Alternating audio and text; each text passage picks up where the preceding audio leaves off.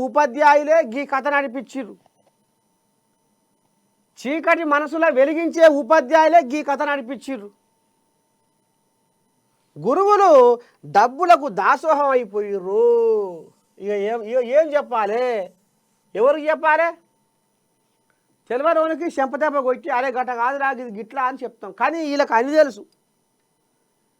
వీళ్ళు సమాజాన్ని చదివిరు, ప్రకృతిని చదివిరు, రాజకీయాన్ని చదివిరు, అన్ని చదివిర్రు.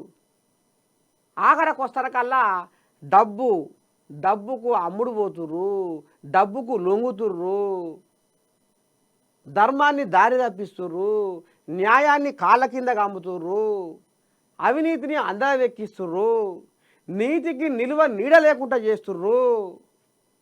మరి షెడ్డో పడ్డో ఉపాధ్యాయులు ఇప్పుడు వచ్చే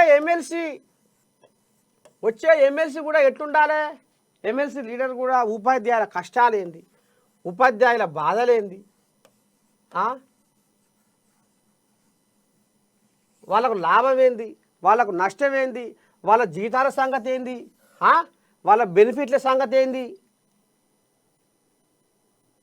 వాళ్ళు ఉపాధ్యాయులు రోజు ఏ రకంగా ఇబ్బంది పడుతున్నారు అనేది చదువుకున్న వాళ్ళకు ఎవరైతే ఉన్నారో కొంతమంది అభ్యర్థులు వాళ్ళని కాదని ఎవరు